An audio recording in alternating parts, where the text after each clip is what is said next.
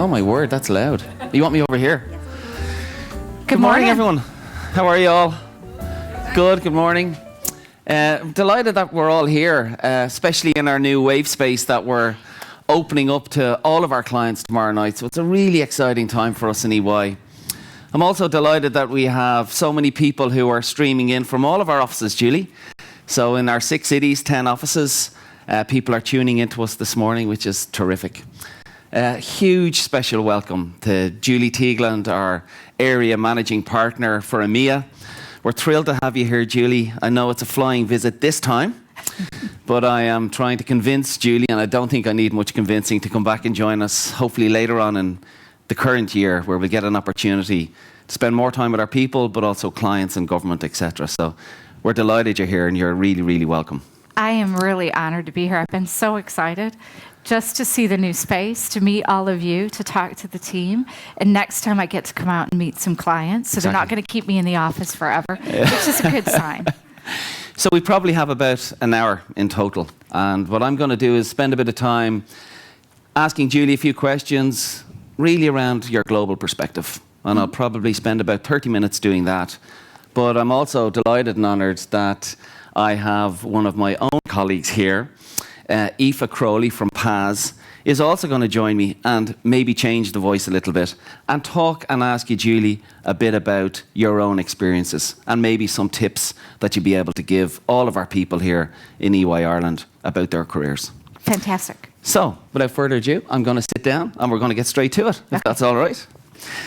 So, we're You're in not next. going to ask hard questions. Yeah, these are the ones. I'm going to go off the hip.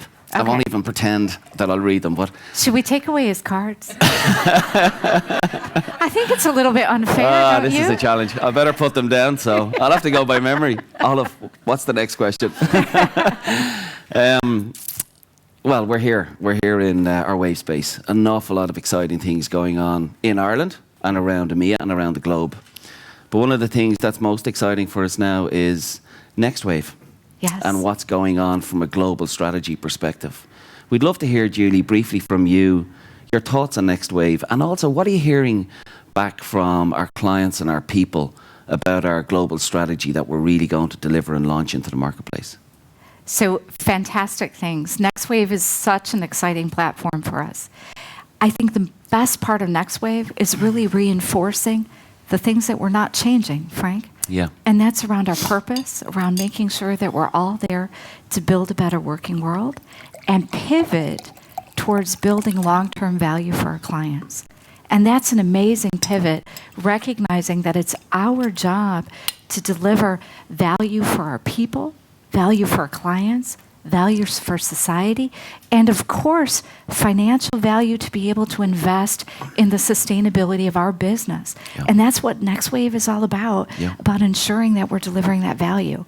And when you ask ourselves, how are we going to do it? It's by making sure that we're doing exactly that, putting clients front and center and enriching the experiences that our people have with EY. That what more exciting proposition could there be? Absolutely. And at the same time, when you go down a level as to the how, in my opinion, we need to go back to what challenges are our clients facing. Mm-hmm. And Frank, you know this, and I shared this with the leadership team. I always talk about the challenges that the clients are telling us. They're asking themselves questions around 5 key things. Do they have the right strategy? Yep. Are they fit for purpose in their operating model? Are there new streams that they should be thinking about? What are they doing with their support functions?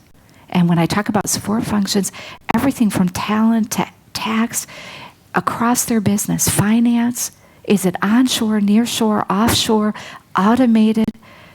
Where are they on that? How do they handle data management and IT? And where are they in talent? EY is one of the players that can go across all 5. And with Next Wave, we're recognizing 2 big things. 1, we need it to be fueled by technology. Yep. And 2, we need to go up and down that chain of those 5 questions, putting strategy at the top. And as you think about what we're doing with Next Wave, you will see us invest, double down in technology, We need to get better with that because we recognize there can be no professional services without technology. And at the same time, we're going to leverage a build out of our strategy practice to really allow us to see eye to eye with our client C-suite and leverage that throughout the business. I think these two changes are really immense. And you combine that with what we're doing in our experiential journey for our people, about giving them lots of different experiences, starting from market roles that they can take. And I know here in Ireland, you guys have championed that throughout about getting people involved early in the markets and recognizing a career can be done not only through competency, but also through markets and getting close to clients and playing leading roles with our clients in the market. I'm really confident it's going to make us such a great place. Yeah, we already are a great place. Yeah, absolutely. It's going to build on it. And I've got so many things that I'm hopefully going to chance to talk to you about. Our brilliant team. Yes. What we do in the marketplace, how we focus on our clients, technology, D&I. I hope we get there. Will depend on time. But one of the key questions, Julie, for us is, you've just come back from Davos, where you spent a lot of time with clients, global leaders. What's on their agenda? Because when we sit here in Ireland, there's a lot of debate going on at the moment where we've a general election coming up. Yeah. Our local issues are around housing, around health, but also climate change is now a huge matter for us here in Ireland, not just in EY, but in the south of Ireland where the election is taking place. What are you seeing and hearing, or what did you see and hear when you were in Davos? I would say maybe three things were kind of top of mind. Front and center, everyone, is the last one that you mentioned, sustainability. Everybody feels that sustainability needs to impact our business model, our agenda, how we report. And that's highly connected with number two, a very big shift in the traditional debate that's been going across the world right now between, is a company, is a corporation there to serve its shareholders, or is it there to serve stakeholders? Yeah. And that seems like two letters, Frank. You wouldn't think it would make such a big difference, but it does in terms of how the corporations are looking at, do they have a broader purpose? Do they need to serve employees? Do they need to serve community? Do they need to give back? And do they need to be there more than just financial return? And if you say that they do, it's almost impossible not to make the link back to sustainability. Yeah. And so that circle of life, if you want to call it, between long-term value and driving towards stakeholder value, not shareholder value, will automatically put sustainability front and center. I would say those were critical. You still felt, the third point I would mention, you still feel this underlying importance of transformation. And if you think back to Davos maybe 2 years ago, where the topic was, how are the new technologies really going to change society? Are we going to lose jobs because of AI? How many positions will change? And there was a lot of fear in the room. I think a lot of that fear has gone away as we're realizing actually we should be leveraging technology just the way that we're leveraging it, Frank, to really enrich people's positions, not to take them away, to take out the routine and put back, can I say, the fun factor or the human factor. Use technology to collaborate more. So enriching and collaboration as two platforms, and then leverage it to build out diversification. So leveraging some of the pilots that we're doing at EY to leverage AI to really make our application process more neutral, less gender bias in there. And I think the world is kind of seeing that technology, it's not this evil, bad thing that we should be afraid of. And how we talked about it in Davos maybe 2 to 3 years ago, they're seeing that actually on the ground, it's having a more positive effect in terms of that enrichment, collaboration, and diversification. And so I would say 3 topics. Stakeholder versus shareholder. Yeah. Stakeholder is clearly on the up and driving towards long-term value. Number 2, sustainability is everywhere and very interconnected. And third, a recognition that technology needs to be leveraged for good in terms of driving collaboration, job enrichment, and effectively diversification. Well, that's really exciting for us, Julie, because it really fits in with our next wave strategy. Perfectly. So long-term value, value dimensions, strategic pillars. Yeah. It feels to me like we're actually right on the money when it comes to how we're going to support our people and our clients and our stakeholders into the future. So really exciting times. Absolutely. And Frank, I have to tell you a little bit, it's not a secret anymore, so I don't say it's a secret, but I am so proud that EY has committed to be carbon neutral by the end of this calendar year. Yeah. I think that was such a bold statement, and picking somebody as strong leader as Steve Varley to say he's going to champion that for us, I think puts us also cutting edge and gives us credibility to talk to our clients to say we can help them on that journey. So if you think of the investments that we're making in Next Wave on technology, the investments that we're doing now in sustainability, we're really cutting across and building our own journey to share with our clients. Great. That's what I think it's really powerful. Yeah, it's so exciting actually. Yeah. No. And you mentioned Steve Varley, and obviously he's changing role from the RMP within the UKI region, and has a huge role to play in sustainability. And we're very close to our colleagues in the UK, as you'd imagine and expect. And there's a lot going on in Europe at the moment. So Northern Ireland Assembly is just, back in action, which is great for the island of Ireland. We have an election here. There's been a recent election in the UK, but Brexit has taken over for the last 3.5 years. And again, I think we're all positive that it's moving forward. Yeah. We see a lot of our clients in Ireland have kind of priced Brexit in to their future. But I'd be interested in your perspective, Julie, when you travel across Europe and you preside over our European business. Where's Brexit at within Europe? Like, what's the mood music like? Is it top of the agenda, or has it moved on? I think from a European perspective, if I look at continental Europe, I would say it's kind of moved on. Similar to Ireland, it's priced in. And I hate to say it, but people are kind of tired of talking about it. Yeah. There's just such a deep, I don't know if I'm allowed to say this, but I'll say this from a personal perspective, just a feeling of deep regret that it's been 47 years that we've been together as the EU 28, now 27, moving down. This is really an unfortunate situation, and a lot of Europeans feel that. But they feel the deal's been done now, and we've got to work together to ensure some of the real realities come to front. And those realities are, we've leveraged the EU as a model for the past 47 years to maintain peace throughout Europe. And while the United Kingdom can leave the European Union, they cannot leave Europe. I know this sounds like a really simple fact, but it's absolutely essential when you think of some of the rest of the political agenda out there. For example, how the United Kingdom will need to be continued to be built into NATO, just from a security perspective, how we need to rely on them. And I know many of us in the room, have never experienced close to home that real conflict, but you can see certain things coming in terms of cybersecurity, the need for us in Europe to come together and make sure that we have a strong Europe to balance out some of the strong powers across the rest of the globe. I think a lot of our clients recognize that. They recognize the need for Europe to come together and to invest in specific areas. And I'm really excited about what Europe is doing from a political perspective that's going to help drive business.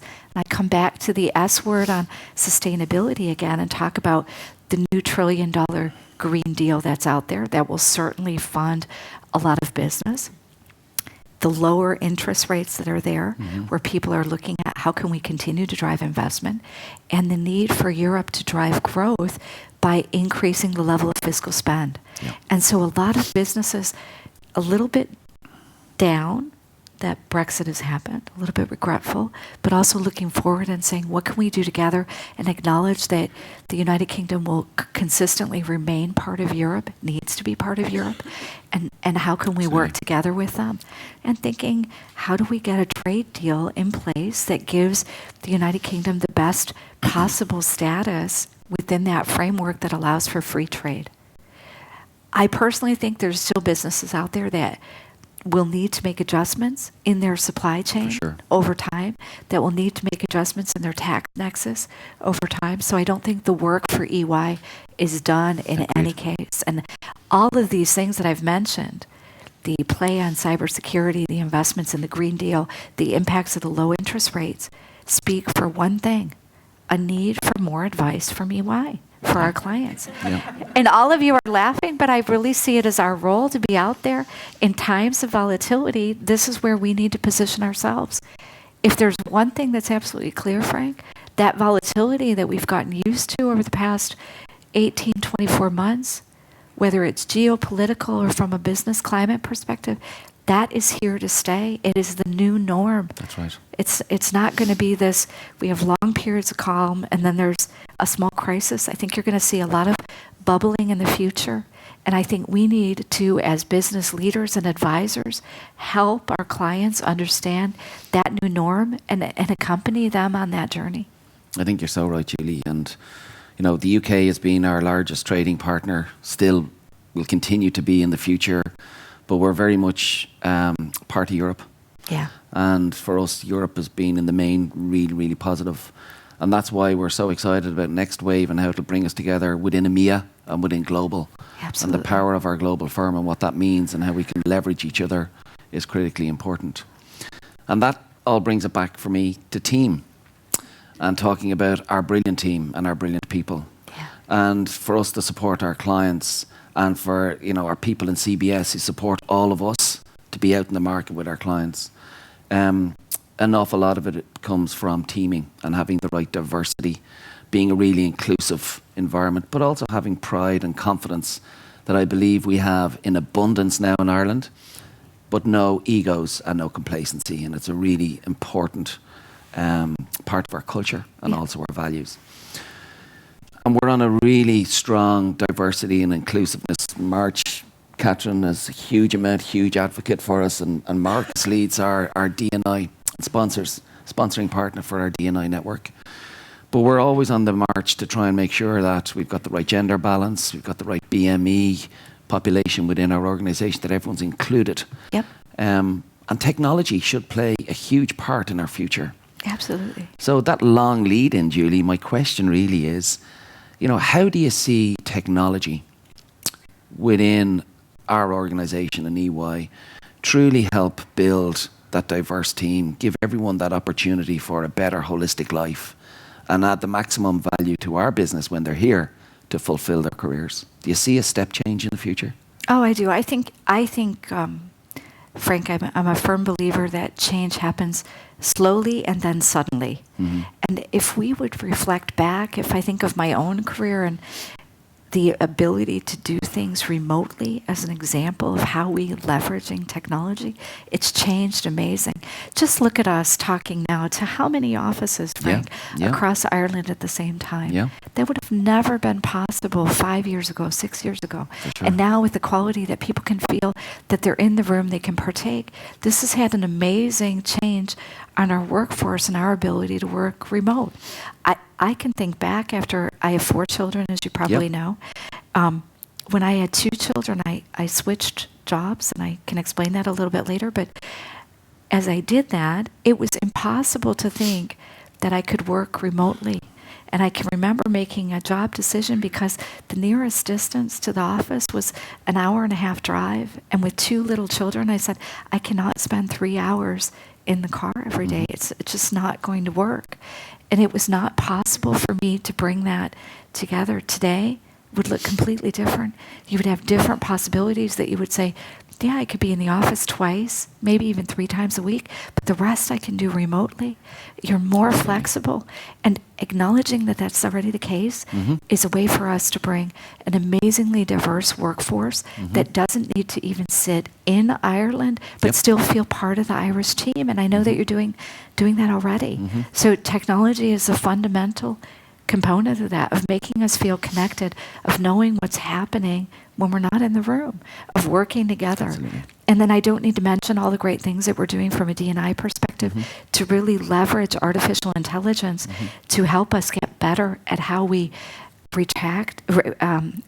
attract great people out Yep. there and be more neutral in how we're evaluating Absolutely. their resumes and their experiences.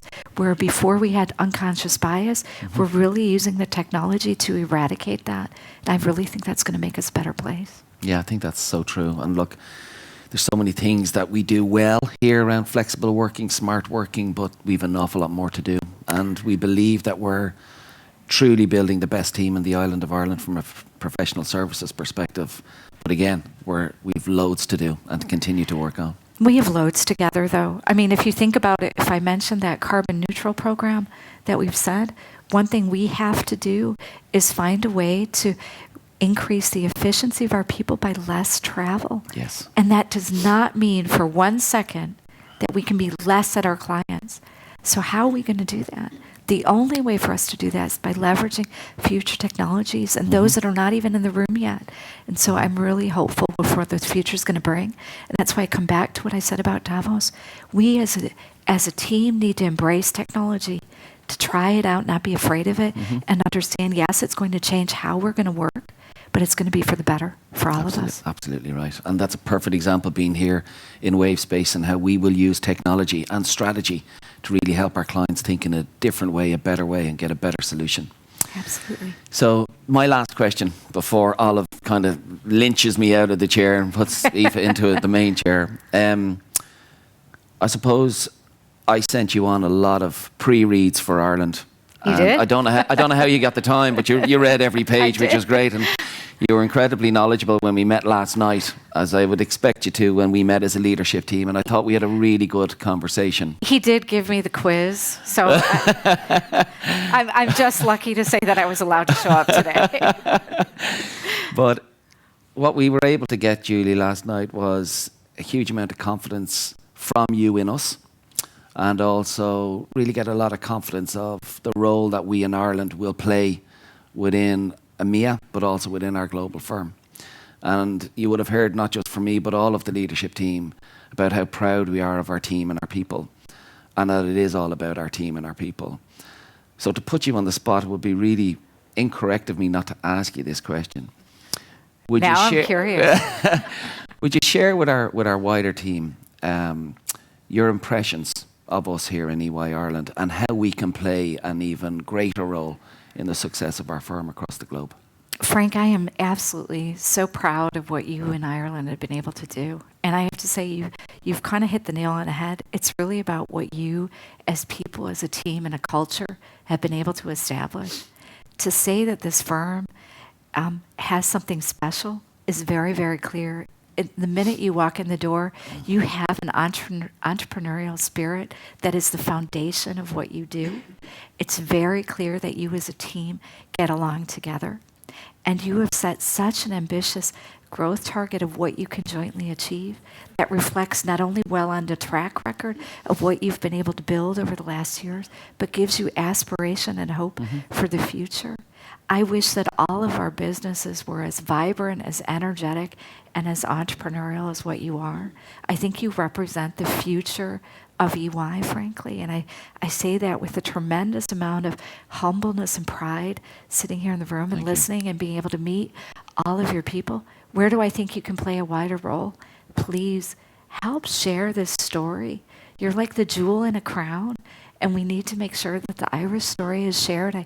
I spoke to you, Frank, about how we can share that across to other countries as to what they're doing to show how we can move towards a $500 million business, and you're well on the way. We are. And that offers, people ask, Julie, why do you talk about the numbers? And I don't mean the numbers for the numbers. The numbers are symbolic for the opportunity that represents to work with great clients and have great experiences out there in the market. So all I can say is help share the story, be part of it, and keep going. You guys are on a great path. Thank you. We're delighted to hear that.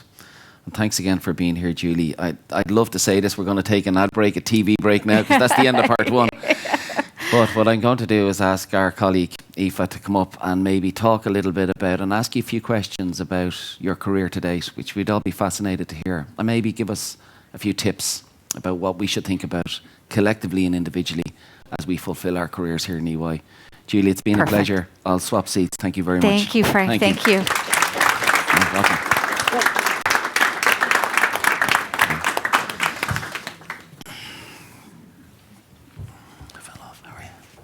Hi, Julie. So, Hi. as Frank's already kind of mentioned, it's great to have you here today, and it's an absolute pleasure to be able to speak with you. So I suppose I've been kind of with the firm now for 4 years, so I'm kind of in the early stages of my career with EY. But having spoke to my peers across the business, there's one kind of area that we're really interested in hearing from you about, and that's kind of your career to date with the company.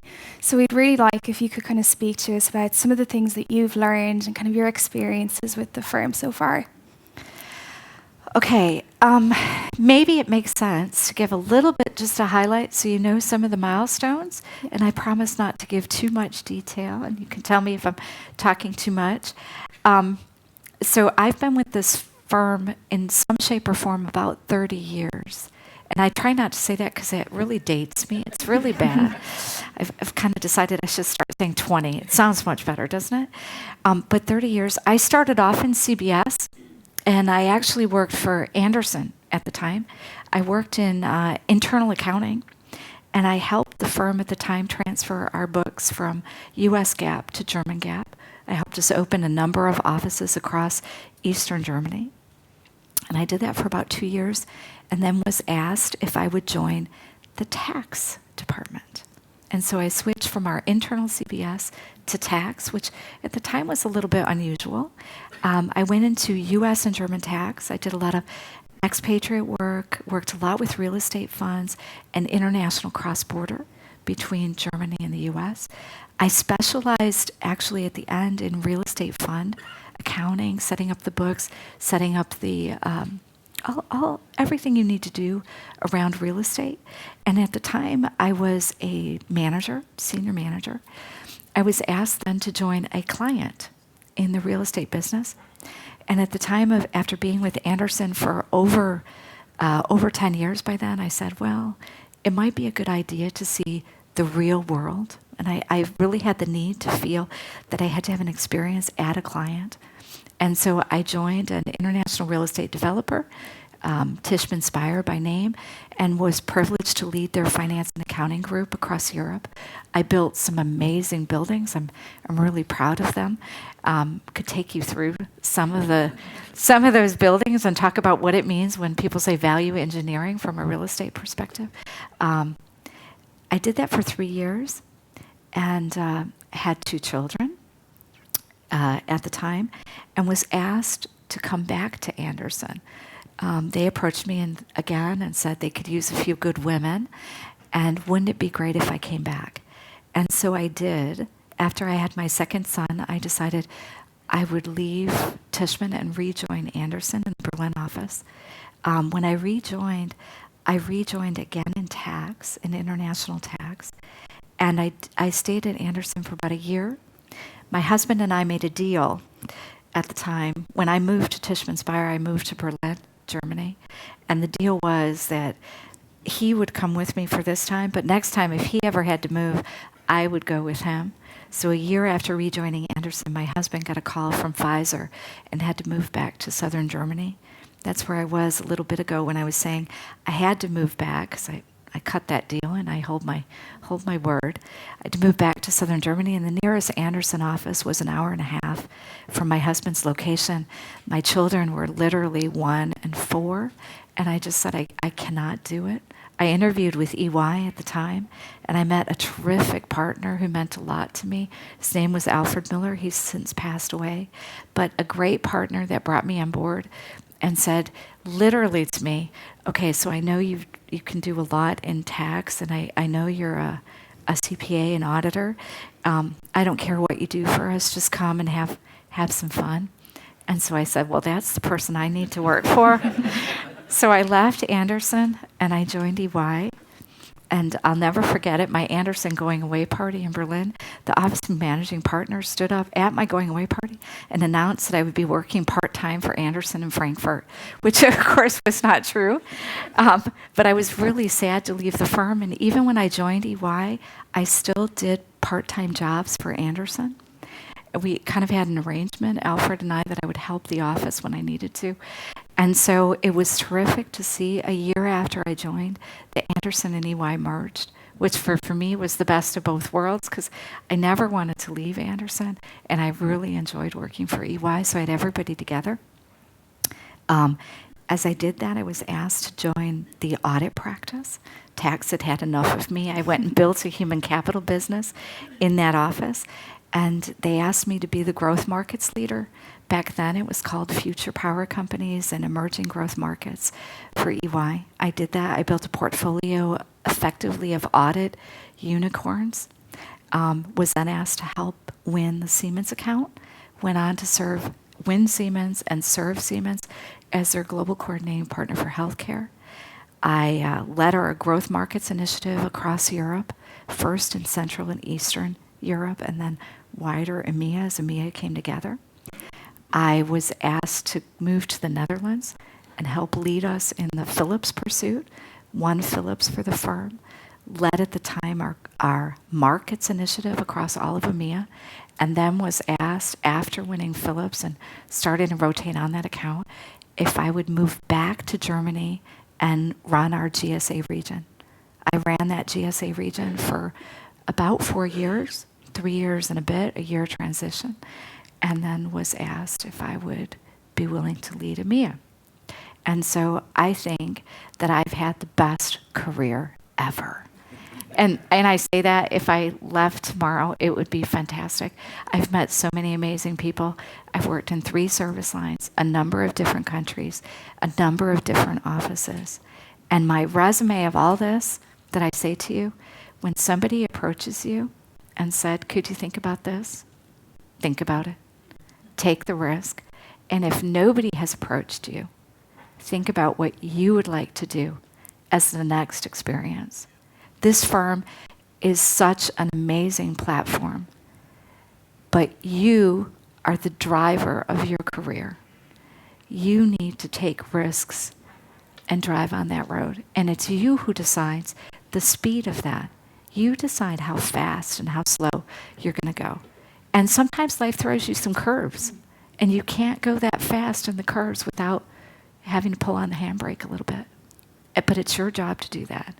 It's your job to say that. I have 4 children. I am so proud that I've been able to have my children and balance that. And I do not believe in that word balance because it doesn't exist. Some days it's really all on for home, and other days it's all on for EY.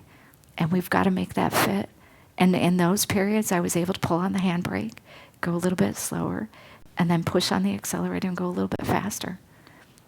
But it's all about us being willing to put yourself in the driver's seat, acknowledge that we have to drive, and be willing to take those risks and go different speeds. It cannot always be full on. I know all the guys in the room always want to be full on. That's not how it is in life. You've got to go at different speeds.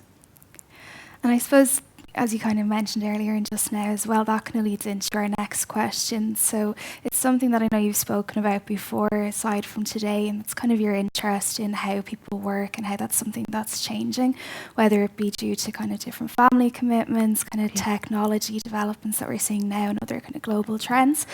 I suppose we're pretty lucky here in EY that there is that feasibility around kind of remote working, flexible working, and just kind of smart working in general. And that's definitely something that I know we all appreciate as employees.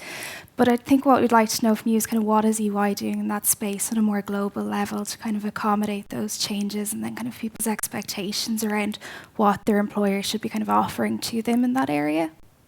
I think we've done a lot in terms of being able to offer remote, flexible working. Where I think we could do better is not in the type of offering, because I think if you talk to your talent teams, actually we offer almost everything under the sun because we're flexible about that. Where I think we need a change is an understanding and an acceptance that how we work together when the team is not always present, when it's not always in the room. I think we've done a good job of learning. We've got more to do in making sure that we as leaders and all of us as leaders of our teams understand that how we treat them as belonging to the team when they're working remotely and not in the room. How do we get that flavor and that team spirit going when you're only contacted over a device, or you only have the screen in between us? How can we make that human element come alive? I'm confident that we can, but I think we've got to invest more time in really practicing that. So I don't think it's about the models, and I think if there are models that you've seen or heard of and we're not trying, come see us about them, because I think we're open to that. I think across the globe we really have invested in this space, but I think where we need more is with the help of all of you. How do we keep the human element in the front, despite the flexibility, despite the remoteness?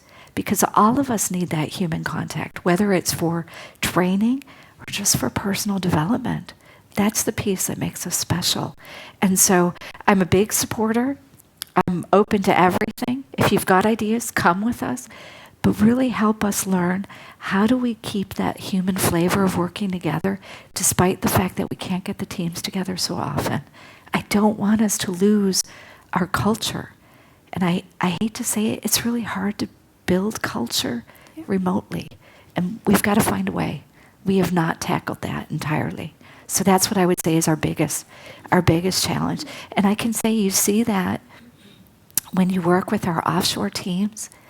I think we've done a much better job over the past few years of embracing them as a team and bringing them on board. But it would be still a stretch to say that they really feel our culture. I don't know if they do, the culture of the team. How do we do that? So that's what I would see as our next level, our next journey. Yeah, so that we've kind of got to the level of offering this, it's now bringing it into the culture and maintaining that culture. And embedding it so that it's part of us. It's how we do work. Yeah, that's really interesting. And I suppose kind of, it was obviously great to hear about your career, and it's obviously been a very, very busy career for you. So just kind of building on that, I suppose, is there any kind of key insights or pieces of advice, top tips that you'd like to share with us in terms of maximising our careers with EY, kind of whatever our levels or what our ambitions may be kind of going forward? Could I offer 3 things? And I don't know if they're tips. I don't know if I would say that I'm wise enough to give anybody tips, but I would say, 1, be true to your ambition and admit that you've got it and what you want. I think that's really important. Where do you see yourself? And what is your purpose? Your personal purpose. What do you want to do? Not EY's building a better working world. Maybe your purpose is to be a better mom or a better father or a better teacher, a better tax advisor. What's yours? And be true to that. Because I think everyone needs that North Star as to where they're going. And I think it's great to have ambition. Be honest about it. I think too many of us are, you kind of put your light under the bushel, as the old song used to be. Be true to that. And the second, be bold. Be willing to take risk. It'll pay off. It might not always go the way you think, but I promise you, it will enrich you. It'll force you to get outside your comfort zone, but you got to be willing to take that risk. You got to jump. And that's a great thing because it pushes our boundaries. And my last is a personal one. Set some boundaries. Say what you're not going to do. I have rules that things I do not do. I really, really, really try hard not to work on a Saturday and half of my Sunday. And so in Sunday night, people know that if you've worked with me, you can always call me after 9 o'clock on a Sunday because I work from 9 till probably 11:30, 12 o'clock for certain. I'm at my computer and I'm on doing mails. I do calls then. But I will not work on a Saturday unless people are texting me that it's something urgent. I try not to read my mails on Saturday.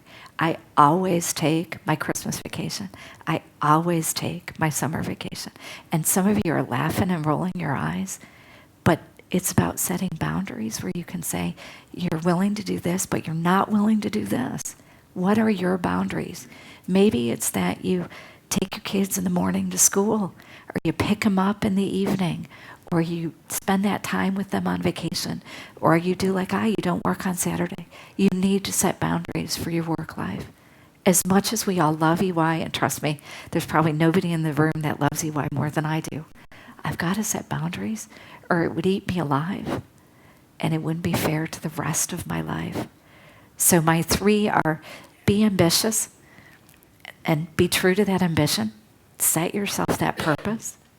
Number 2, be bold and take the risks that you need. There are risks in trying something new. Ask me, I've done 3 service lines at a number of different offices, huge different roles, and been terrified each and every time, and just managed it. And the 3rd, set yourself some boundaries. And I say that to all of you. You all have loved ones in your life. Make sure that you give them the ample time they need. Those would be my 3. Yeah, and I think everyone in here probably will take something away from that, and it is really interesting to kind of hear someone say it is important to set boundaries with your work as well. And as you said, you do need that break as well to be able to perform at a high level. So I think that's really good to hear. I think the clock is against us slightly, so we're going to have to wrap it up there. But just before I hand you back over to Frank, I just want to thank you again for your time this morning. It was great to kind of hear about your career and get a bit of insight into how you think kind of that changes in the workplace is going to go, how that's kind of going forward and what the company's doing, looking at that as well. So I think we'll all definitely have something to take away from that today. Kind of going back to our desks now. So I think on that note, I'll pass you back to Frank, who has a couple of last words for us all. Thank you so much. Again.